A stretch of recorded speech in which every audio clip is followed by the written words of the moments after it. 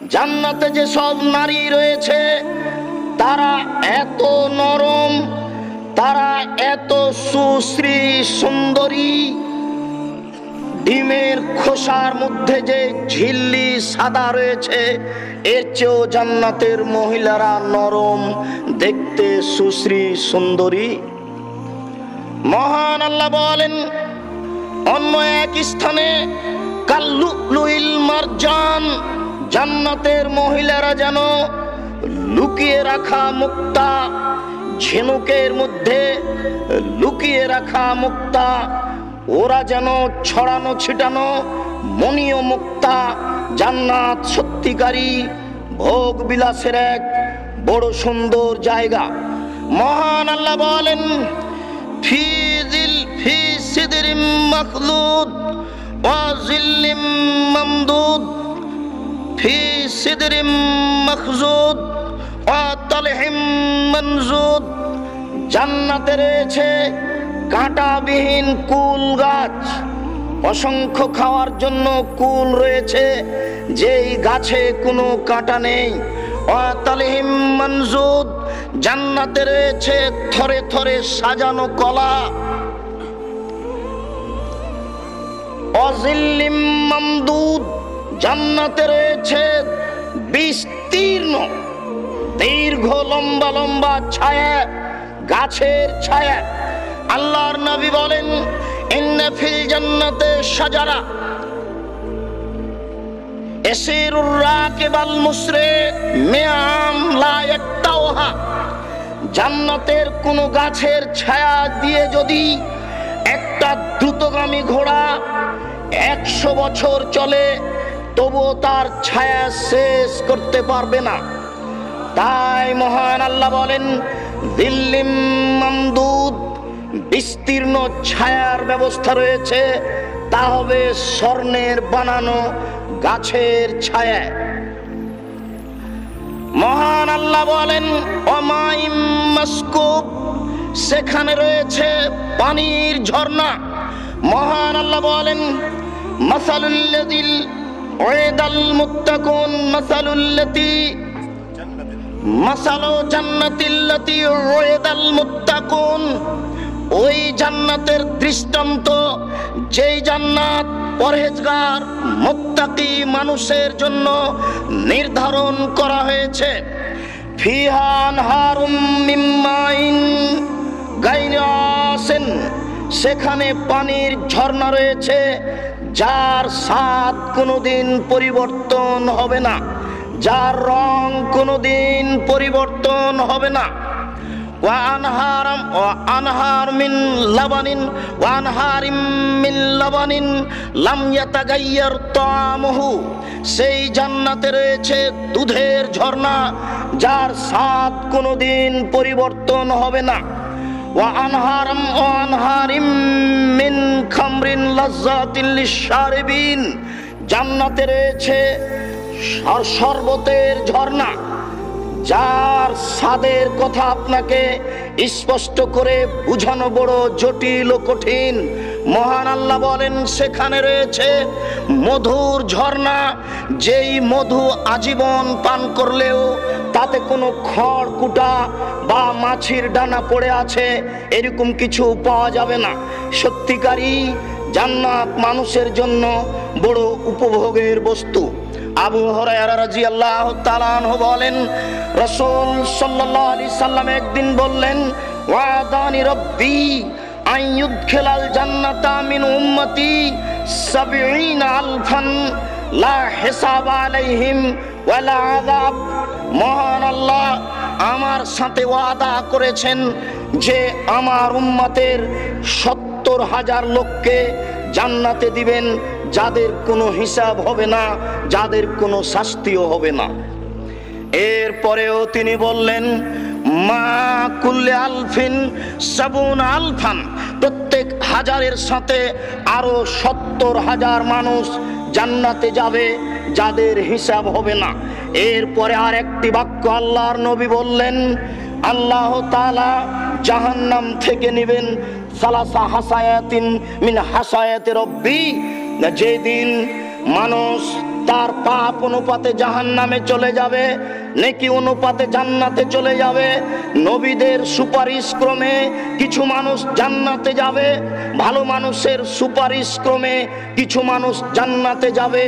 এরপরে আল্লাহ তাআলা নিজের এই অঞ্জলি জাহান্নামের মধ্যে ঢুকে 3 অঞ্জলি মানুষকে জাহান্নাম থেকে বের করে জান্নাতে দিবেন। জান্নাত বড় আনন্দের জায়গা। জান্নাত পাওয়ার পরিকল্পনায় সার্বিক চেষ্টা করি, আল্লাহ যেন আমাদের জান্নাত তাকদিরে দেন, আল্লাহুম্মা আমিন।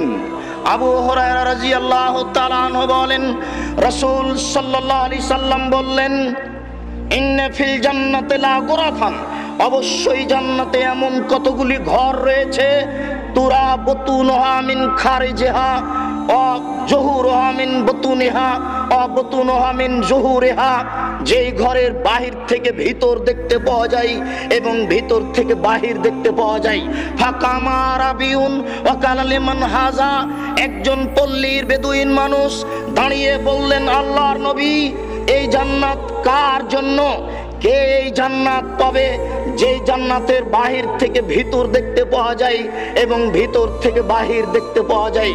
রাসূল সাল্লাল্লাহু আলাইহি সাল্লাম বললেন, মান আতাবাল কালামা ওয়া আতামাত তাআমা ওয়া আদামাস সিয়ামা ওয়া সাল্লা বিল লাইলি ওয়ান নাসু নিয়াম। মান আতাবাল কালামা, যে ব্যক্তি মানুষের সাথে কথা বললে নরম করে কথা বলে। ওয়া আতামাত তাআমা, যে ব্যক্তি ভিক্ষুক, অসহায়, দুস্থ, গরিবকে খাদ্য দেয়। ওয়া আদামাস সিয়ামা, যে ব্যক্তি নিয়মিত সিয়াম পালন করে। ওয়া সাল্লা বিল লাইলি ওয়ান নাসু নিয়াম, যে ব্যক্তি রাতে সালাত আদায় করে যখন মানুষ ঘুমন্ত, ওই মানুষের জন্য এই জান্নাত বরাদ্দ রয়েছে। 4টি কথা আল্লাহর নবী পরস্পর বলেছেন। তার প্রথম বাক্য বলেছেন, মুখের ভাষা সুন্দর হওয়া, কর্কশ কঠোর ভাষায় কারো সাথে কথা না বলা বা অপমান না করা। 2 নম্বর বাক্যে তিনি বলেছেন, ওয়াতামাত তাআমা, অসহায়, দুস্থ, গরিব মানুষকে খাদ্য প্রদান করা। তারপরে তিনি বলেছেন, আদামাস সিয়ামা, সিয়াম পালন করা নিয়মিত। মনে রাখবেন, অবশ্যই তা রমজানের ফরজ সিয়াম নয়, নফল সিয়াম। আর আল্লাহকে সন্তুষ্ট করার সবচেয়ে বড় মাধ্যম হচ্ছে সিয়াম, কেননা ইবাদতের জগতে সিয়ামের তুলনায় কোনো দামি, গুরুত্বপূর্ণ, মূল্যায়নকর ইবাদত নেই। পরের বাক্যে আল্লাহর নবী বললেন, রাতে সালাত আদায় করা। মানুষ যখন ঘুমন্ত, সত্যিকারই রাতে সালাত আদায় করলে আল্লাহকে সন্তুষ্ট করা যায়। একজন সাহাবী আল্লাহর নবীকে একটু পানি ঢেলে দিলেন ওযু করার। আল্লাহর নবী খুশি হয়ে বললেন যে, তুমি আমার কাছে কিছু চাও, সাল মা শেতা, তুমি আমার কাছে কিছু চাও। তো একটু থেমে সাহাবী বলছেন, কি আর চাইবো, আমি চাচ্ছি মুরাফাকাতাকা ফিল জান্নাহ, আমি আপনার সাথে জান্নাতে থাকতে চাই। তখন আল্লাহর নবী বলছেন, আওয়া গায়রা জালেক, এছাড়া অন্য কিছু চাও। মানে আল্লাহর নবী খোলাভাবে চাইতে বলেছেন, কিন্তু লোকটা যে এইভাবে চাইবেন তা হয়তো বা তিনি খেয়াল করেননি। আল্লাহর নবী বলেছেন খুশি হয়ে যে, চাও কিছু। তখন লোকটি বলছে যে, আমি আপনার সাথে জান্নাতে থাকতে চাই। আল্লাহর নবী বলছেন যে, না, এটা ছাড়া অন্য কিছু চাও। তো সাহাবী বলছেন যে, ওটাই চাই। আল্লাহ রাসূল বললেন, আইনি বিকাসরাতিস সুজুদ, তুমি আমাকে সুযোগ করে দাও, বেশি বেশি সিজদা করে, বেশি বেশি নফল পড়ে। বেশি বেশি নফল পড়া ছাড়া আমার সাথে জান্নাতে থাকতে পাওয়া যায় না। বুরায়দা রাদিয়াল্লাহু তাআলা আনহু বলেন, আসবাহান নবী সাল্লাল্লাহু আলাইহি সাল্লাম ওয়া দাআ বেলালান, একদা আল্লাহর নবী সকালে বেলাল রাদিয়াল্লাহু তাআলা আনহুকে ডেকে বলছেন, বেলাল, বিমা সাবাকতানি ফিল জান্নাহ, তুমি আমার আগে জান্নাতে প্রবেশ করলে কি করে? কুল্লামা দাখালতুল জান্নাতা সামিতু খাসখাসাতান আলাইক, বেলাল, আমি যতবারই জান্নাতে প্রবেশ করি ততবারই দেখি, ততবারই শুনি তুমি জুতা পায়ে দিয়ে আমার আগে আগে হাঁটো। বুঝলাম না বেলাল, ঘটনা কি? আমি জান্নাতে প্রবেশ করলেই দেখি যে তুমি আমার আগে আগে জুতা পায়ে দিয়ে হাঁটছো, এর কারণ কি? বেলাল রাদিয়াল্লাহু তাআলা আনহু বলেন, আল্লাহর নবী আমি তো এমন কিছু দেখতে পাই না, তবে কুল্লামা তাওয়াজ্জাইতু সাল্লাইতু রাকাতাইনি ওয়া কুল্লামা দাখালতুল মসজিদা সাল্লাইতু রাকাতাইনি। আমি যখনই ওযু করেছি তখনই 2 রাকাত সালাত আদায় করেছি, যখনই আমি মসজিদে প্রবেশ করেছি তখনই আমি 2 রাকাত সালাত আদায় করেছি।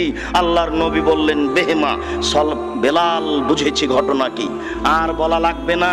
এটাই তো কারণ যার কারণে তুমি আমার আগে আগে জান্নাতে হাঁটো। তুমি ওযু করলেই 2 রাকাত সালাত আদায় করো, মসজিদে ঢুকলেই তুমি 2 রাকাত সালাত আদায় করো। বুঝে নেবেন, মসজিদে ঢুকে যদি 2 রাকাত সালাত আদায় না করে বসে যাই তাহলে উল্টা হয়ে যাবে। মসজিদে ঢুকে 2 রাকাত সালাত আদায় করতে হবে, এর একটা বড় ফল আছে। আবু হুরায়রা রাদিয়াল্লাহু তাআলা আনহু বলেন, রাসূল সাল্লাল্লাহু আলাইহি সাল্লাম বললেন, দাখালতুল জান্নাতা ফাইযা আনা বিকাসরিন মিন যাহাবিন। আমি জান্নাতে প্রবেশ করাই মাত্র দেখি আমি একটা স্বর্ণের বিল্ডিং এর পাশে, বিরাট বিল্ডিং, ঝকঝকে টকটকে এক স্বর্ণের বাড়ি। কুলতু লিমান হাযাল কাসর। আমি জিজ্ঞাসা করলাম, জান্নাতের মধ্যে এই বড় সুন্দর টকটকে ঝকঝকে বাড়িটি কার? কালু লিশাবিন মিন কুরাইশিন। তারা বলল, কুরাইশের একজন যুবকের এই স্বর্ণের তৈরি টকটকে ঝকঝকে জান্নাতের বাড়িটি। জানান্তু আন্নি আনা হুয়া। আমি বুঝলাম আমি হয়তোবা সেই ব্যক্তি হব, কেননা আমিও তো কুরাইশের। তবু আমার অন্তরে শান্তি তৃপ্তি হলো না। আল্লাহর নবী বলছেন, আবার আমি জিজ্ঞাসা করলাম, কুলতু মান হুয়া, সে কে, কুরাইশের কোন ব্যক্তি? আগের বাক্য চিন্তা করুন। আল্লাহর নবী বলছেন, যখন ওরা বলল এটা কুরাইশের একজন যুবকের বাড়ি, আমি মনে মনে ভাবলাম আমি সেই ব্যক্তি হব। এরপরেও তিনি আবার বলছেন, তোমরা বলো তো স্পষ্ট সে কে? কালু উমর ইবনুল খাত্তাব রাদিয়াল্লাহু তাআলা আনহু। তারা বললেন, এই ঘরটি হচ্ছে উমর রাদিয়াল্লাহু তাআলা আনহুর। আল্লাহর নবী বলছেন, উমর ফালাউলা মালিমতু মিন গায়রাতিক। উমর, তোমার যদি আত্মমর্যাদা আমার স্মরণে না থাকতো, তোমার আত্মমর্যাদা, তোমার সম্মান, তোমার মান, তোমার মর্যাদা, তুমি খুব বড় মানুষ, তোমাকে আমি ইতস্ত করি। যদি আমার ভিতরে তোমার ব্যাপারে আত্মমর্যাদা না থাকতো তাহলে ফাদাখালতুহু, আমি জান্নাতে প্রবেশ করে ওই ঘরে প্রবেশ করে দেখতাম যে ঘরের বাহির এত সুন্দর, ভিতরই বা কত সুন্দর।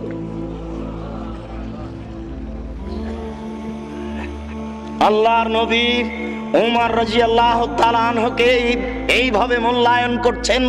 উমর রাদিয়াল্লাহু তাআলা আনহু বলছেন, ইয়া রাসূলুল্লাহ আনতা আগারুলি, আপনি আমার এই আত্মমর্যাদা এইভাবে চিন্তা করেন।